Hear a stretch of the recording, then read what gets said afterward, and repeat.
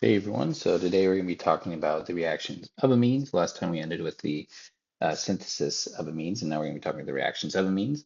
And so those two most simple reactions of amines that you guys have probably seen before would be alkylation and acylation, right, where we have an alkylation where we just take a amine like we have on this side, where we see it, it was here just with an alkyl halide, and then we can react it with an alkyl halide to then create a tertiary, primary, or secondary amine. So we take whatever our amine is, so let's say a single primary amine, react it with an alkyl halide, present of some solvent, and then that will give us, oops, an amine that has been alkylated. This is with iodine, for example. Considered a reaction of an amine and also the synthesis of an amine, right? Because we go from one amine to more alkylated amine. The other one, so this is alkylation, and then we also have acylation, right? Where our acyl group is something like this. This is our acyl group. If we take an acyl halide and react it with ammonia or a primary or a secondary amine, and say pyrimidine or pyridine, then we will get an amide that is just dependent on the degree of the amine that we're substituting. So if instead we had a primary amine and pyridine, we would get a monosubstituted amide. Make that R prime. Right, so the degree of the amine or the classification of the amine gave us the substitution on the amide. And if we had a tertiary amine, then that would not work, right? Because we need the abstraction of the hydrogen there. So tertiary amine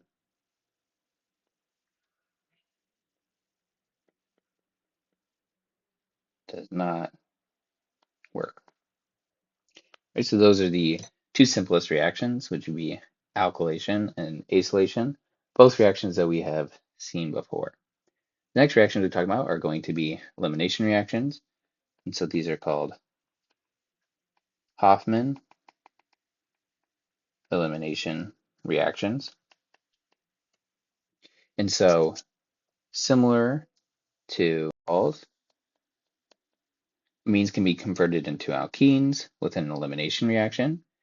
We get a less substituted result as a conversion of the amine to a quaternary ammonium salt is big and bulky and reacts with the more accessible hydrogens. And so what this means is that if we had something like this and we react with NH2 and we have excess alkyl halide, so X, and then we'll just make it a methyl group, CH3 or something like this. This is going to create our quaternary ammonium salt, which means it's going to fully substitute, put 3 methyl groups on this amine and give it a positive charge, and it'll be with the make ammonium salt with the halogen there. And the reason for this step is because NH2 is a bad leaving group. So we have to convert it to a good leaving group first, which is what we're doing there. And then once we have this, we can then add silver 2 oxide, silver 1 oxide. So Ag2O in the presence of water and heat. And that will give us this product here.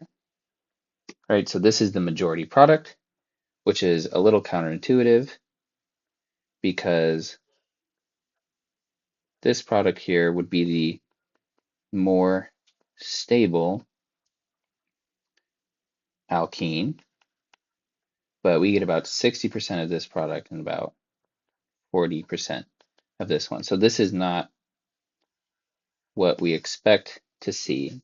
And the reason for this has to do with the stereochemistry of this reaction. It's because if we look at R here, let's say this is C and then it's a CH3,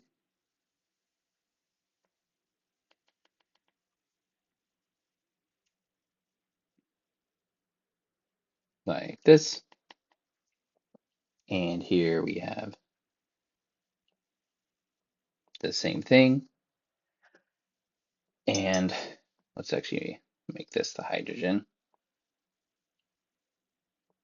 And then here we'll have the quaternary ammonium salt, CH3. This group here is going to be a big, bulky group. And so when this goes through an E2 elimination, which you guys know from your first semester of organic chemistry, it has to attack this hydrogen, the hydroxide ion, which is what's created by the silver 1 oxide, has to attack a hydrogen from the other side, right? So it can't access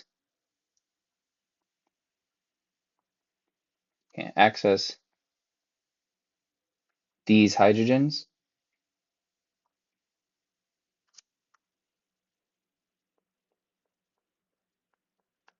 because the the trimethyl ammonium salt is going to be too large. So it's going to be hard to access those. And so we get attack from the hydrogen that's at the less substituted position. And so when we go through this E2 elimination, we get the leaving of the quaternary ammonium salt. We get water as a byproduct, and we also get an amine. Right, so the uh, elimination reaction that happens so this Hoffman elimination that we happen with amine, because we have to convert it to quaternary ammonium salt, that puts a big bulky group where the halogen was. Structure of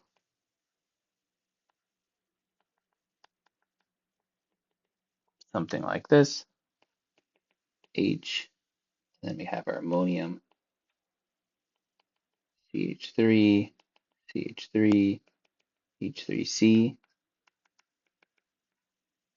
This is the rest of the molecule there. These are going to be harder to access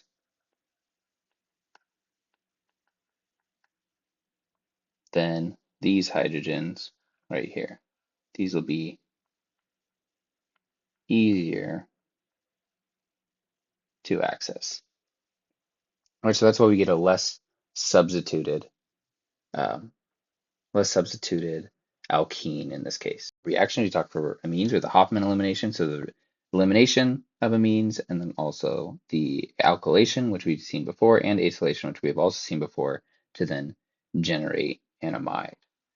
And then lastly, for reactions of amines, we have our aryl amines, right? So that's going to be our amines again that have a aromatic ring attached to them, like so.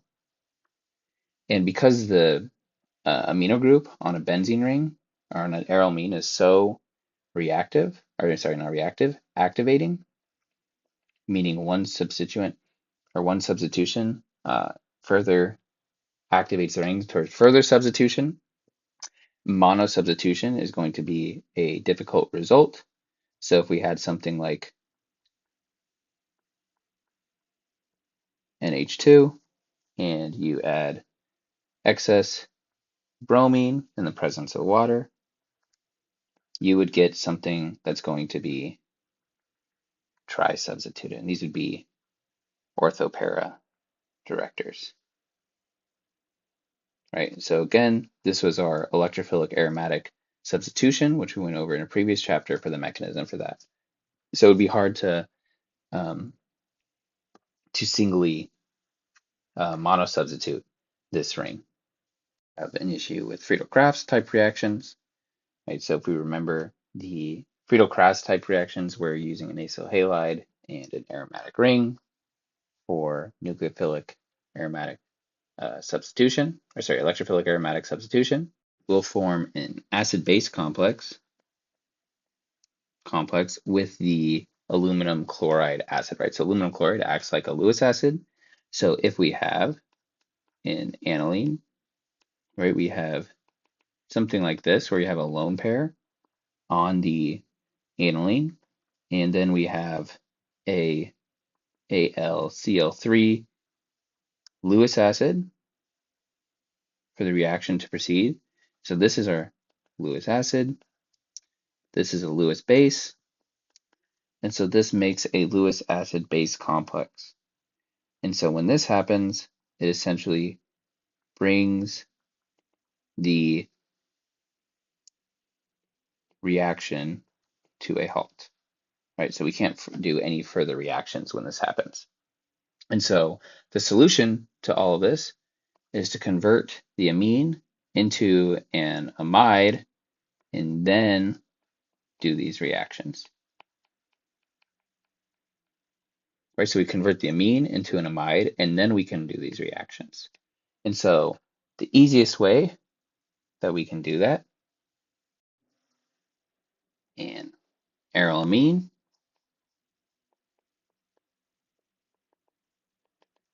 and react it with, let's say, acetic anhydride, something like this. The lone pair on the amine will attack the carbonyl carbon, which will then form our typical tetrahedral intermediate,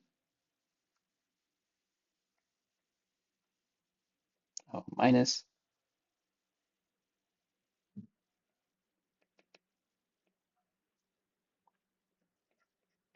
Should probably just write phenyl here to save time.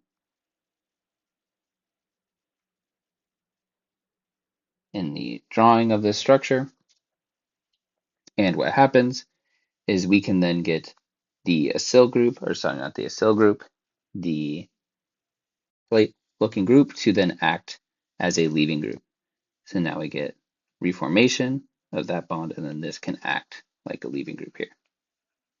And then we get our, in this case,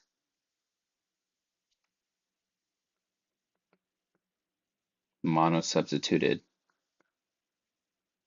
amide, and then the other leaving group can then come and abstract this proton.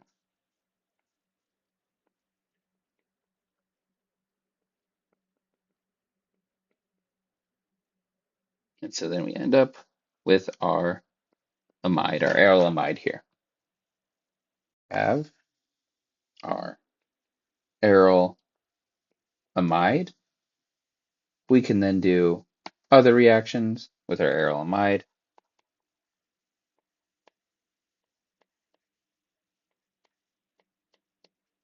like adding bromine, and it will become monosubstituted in this case, right? Because the amide isn't as activating for the aromatic ring as the amine is. And then if we wanted to get rid of this, we can perform our usual hydrolysis, so either acid-induced hydrolysis or base-catalyzed hydrolysis. And when we do this, we will regenerate our amine. So this intermediate step is necessary to get the monosubstituted reactions. Also works for acylation with an acyl halide as well. So if we start with our aryl amide, we can then react this with our acyl halide in the presence of our aluminum catalyst. And then we get our, in this case, it would be a a para director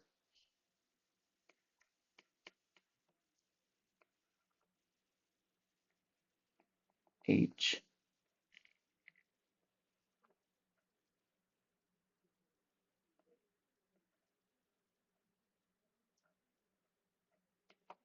So our para director, and then we can do the exact same thing that we did before with the hydrolysis step.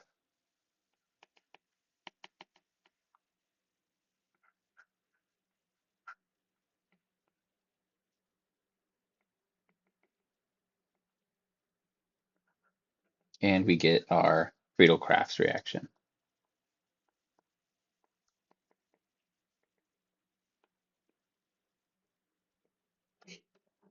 And so the conversion of the amine into the amide allows the reaction of arylamines to be in a more controlled environment. This is just because the amino group is so highly activating on the aromatic ring. I wanted to propose a potential synthesis pathway for producing something like this.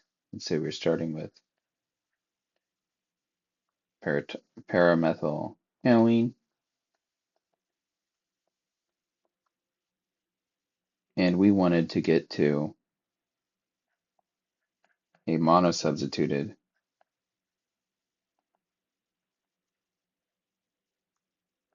brominated in the ortho position. A potential synthesis pathway is we wouldn't be able to do this by just brominating this. First, we'd have to convert this into an aryl amide, which we do with air anhydride in the presence of pyridine. This will then convert our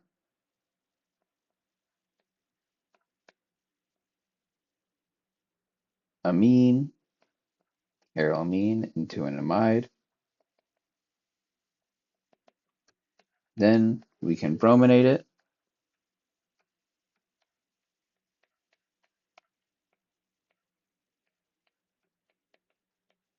which will monosubstitute that. And then from there, we can get to our final product by hydrolysis of the amide. All right, so this would be a potential synthesis pathway for synthesizing one bromo, two bromo, 4-methyl aniline from paramethyl aniline. We can also undergo a very common reaction in dealing with arylamines by synthesizing what are called diazonium salts related to the Sandmeyer reaction. And so the usefulness of this reaction is we can replace the diazonio group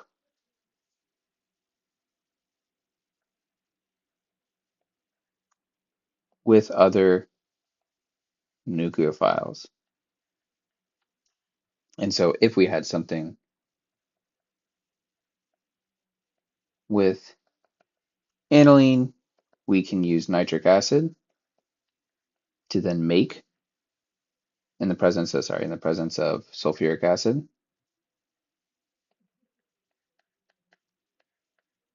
to then make our diazonium salt, which looks something like this. HSO4 minus, and we get 2 water molecules from this reaction.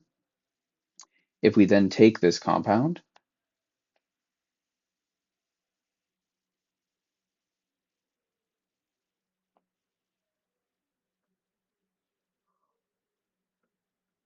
and then add it, so this is our diazonium salt here,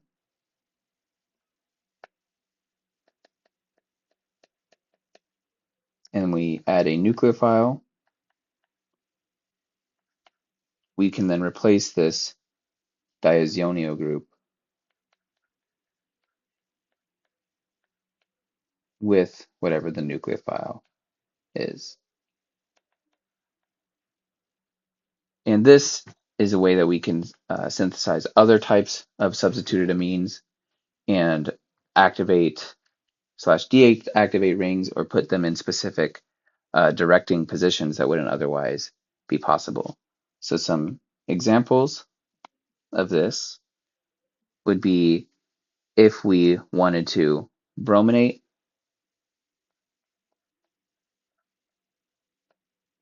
starting from the compound we were looking at earlier, and we wanted to place this amine H2SO4 and HNO3, we create our diazonium salt,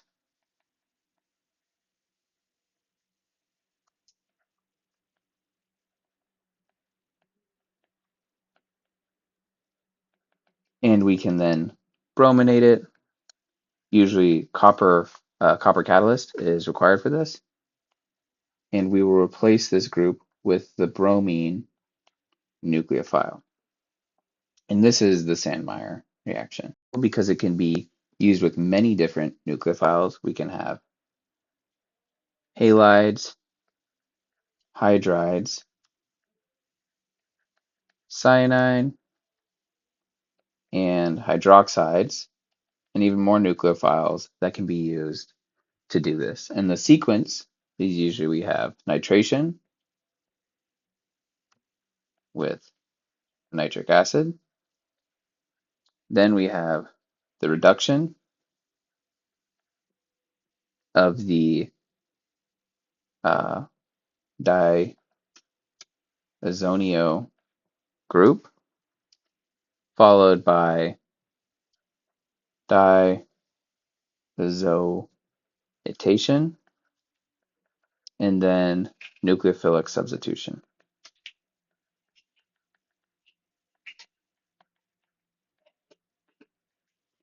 And this is going to probably be the most versatile method of aromatic substitution, as in we're not limited in the ways that we can direct certain groups on the aromatic ring or on uh, depending on already existing substituent groups. If we're starting from aniline, for example, or a derivative of aniline, then we can do this relatively easily with the Sandmeyer reaction. So once we have the diazonium salt,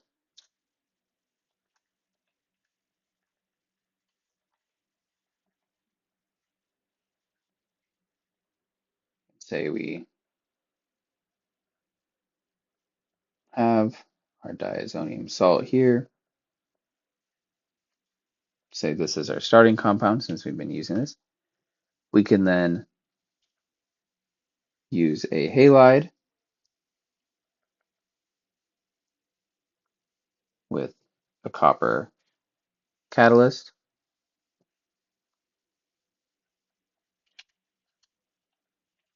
which is one we just talked about.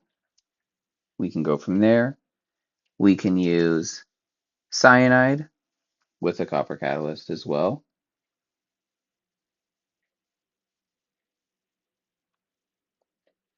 to then put a cyano group on the ring. And then this can be useful because the cyano group can be reduced to an amine, or we can use it, we can add acid and then oxidize this into a carboxylic acid. We can also use a hydroxide ion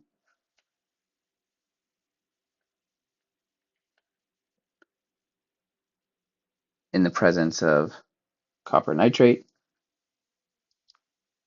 copper 2 nitrate, and water. And this is one of the few ways that we can add an OH group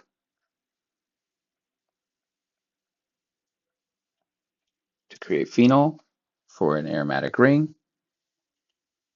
And we can also do an elimination, which is useful by adding hypophosphoric acid, hypophosphorus acid. And so we have H3PO2.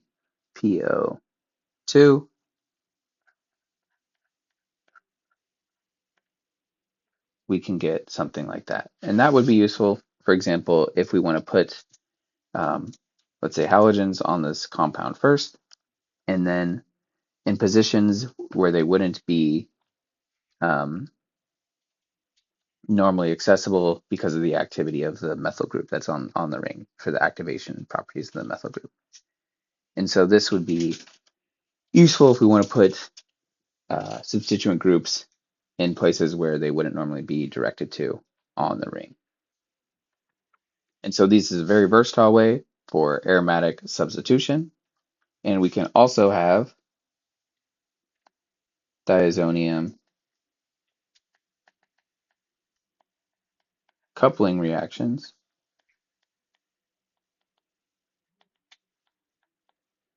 to create azo compounds. And so an azo compound, so these create azo compounds,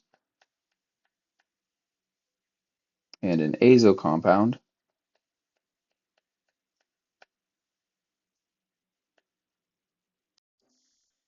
a coupling between a diazonium compound with a phenol or an aryl amine.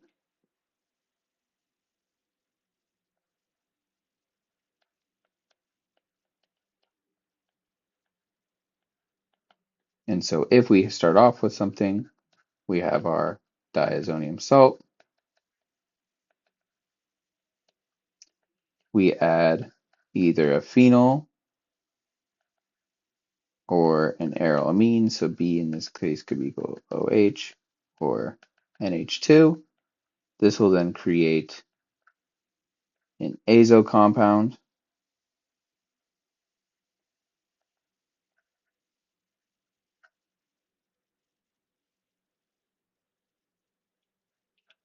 that looks something like that. So this would be our azo compounds are highly colored because if we look at them, they have a very large conjugated pi system. So they have a long conjugated pi system that then makes them extremely colored. This lecture, because it's gone a little bit longer than I anticipated, here, so we have our diazonium coupling reactions we talked about, why these are useful, because we can use a nucleophile to replace the diazonio group. And this is one of the few ways we can, for example, create phenols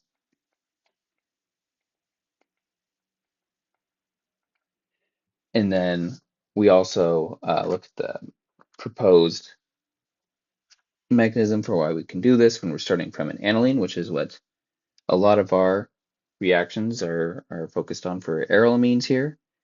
We talked about how we use the diazonium salts and a little bit of how this process happens, the different steps that we have. We have nitration, reduction, diazoniation, and then nucleophilic substitution. And then we also talked about arylamines, acylation, and alkylation with a Friedel-Crafts type reaction and using the conversion of the amine into an amide to then allow this to happen. And last, or in the beginning, we talked about the Hofmann elimination reaction to get less substituted alkenes because we have to create a big, bulky quaternary ammonium salt for this to happen. And we also talked about just the regular alkylation and acylation that we had seen before in other chapters and even previously in this amine discussion. And so we'll end this lecture there, and then next time we're going to talk about heterocycles, and then we'll talk about the spectroscopy of amines.